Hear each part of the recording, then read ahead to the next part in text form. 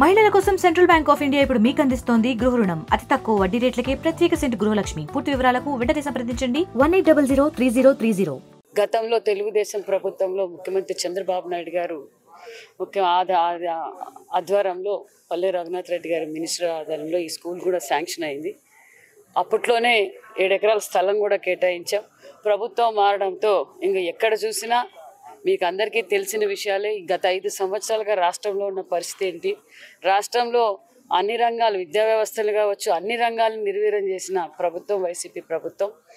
అసలు ఈ గురుకులాలే కాదు, తెలుగుదేశం పార్టీ అధినేత మన నందమూరి తారక రామారావు గారు పార్టీ స్థాపించిన తర్వాతే బీసీలు గుర్తించింది తెలుగుదేశం పార్టీ. అన్న నందమూరి తారక రామారావు గారు అప్పట్లోనే బీసీ కులాలు పిల్లలు కూడా బీసీలు కూడా చదువుకోవాలి, ఎస్సీలు చదువుకోవాలి, ఎస్టీలు చదువుకోవాలనే ఉద్దేశంతోనే ఆనాటిలోనే మన అన్న నందమూరి తారక రామారావు గారికి BC residential schools, BC hostels, ఒక పక్క ఎస్టీ వెల్ఫేర్, బీసీ అన్ని స్కూల్స్ నిర్మాణం జరిగిందే తెలుగుదేశం ప్రభుత్వంలో. ఆ తర్వాత అదే స్ఫూర్తితో రాష్ట్రం విడిపోయి అప్పుల్లో ఉన్నప్పటికి కూడా లేదు మనము పిల్లలకి ఇంపార్టెన్స్ ఇవ్వాలి, ప్రతి ఉన్నత చదువులు చదువుకొని వాళ్ళు కూడా ఉన్నతంగా ఉండాలనే సంకల్పంతోనే నారా చంద్రబాబు నాయుడు గారు 14-19లో అనేక స్కూల్స్ కూడా శాంక్షన్ చేయడం, ఆ తర్వాత భవనాలు కూడా నిర్మాణం చేయడం. ఈ ఎంజేపీ స్కూల్స్కి ఒక్కొక్క స్కూల్కి కూడా సుమారుగా 40-45 కోట్ల రూపాయలు కూడా అప్పట్లోనే మనం శాంక్షన్ చేసాం.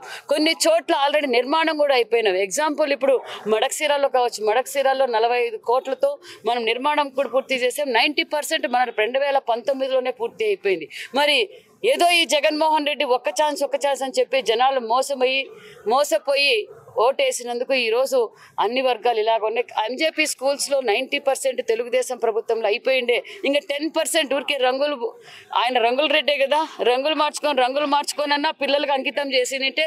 నిజంగా ఈరోజు వేలాది మంది పిల్లలు కార్పొరేట్ స్కూల్కి ధీటుగా కట్టాం. తెలుగుదేశం ప్రభుత్వంలో కార్పొరేట్ ధీటుగా అలాంటి అకామిడేషన్స్తో విస్తీర్ణమైన పెద్ద స్థలాలతో కూడా మేము నిర్మాణం చేశాం.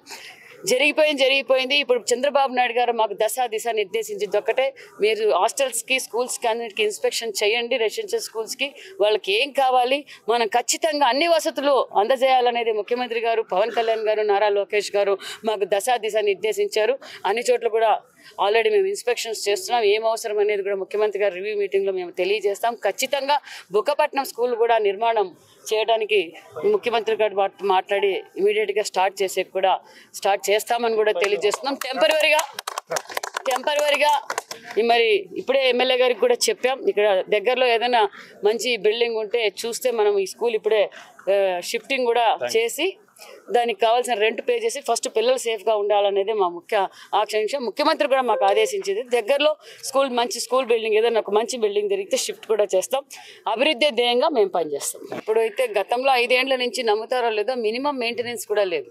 ప్రతి రెసిడెన్షియల్ స్కూల్స్కి ప్రతి స్కూల్కి మినిమం మెయింటెనెన్స్ సంవత్సరానికి ఇంతని ప్రభుత్వం ఇస్తుంది.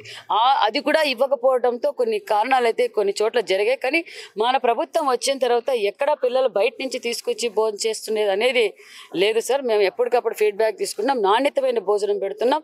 ఎక్కడక్కడ స్టాఫ్ కూడా మేము చాలా చోట్ల చెక్ చేసాము, అలాంటిది ఏం జరగలేదు. మరిన్ని వీడియోస్ కోసం ఛానల్ ని సబ్స్క్రైబ్ చేయండి, లేటెస్ట్ అప్డేట్స్ కోసం వాట్సాప్ ఛానల్ ని ఫాలో చేయండి అండ్ లింక్ డిస్క్రిప్షన్ లో ఉంది.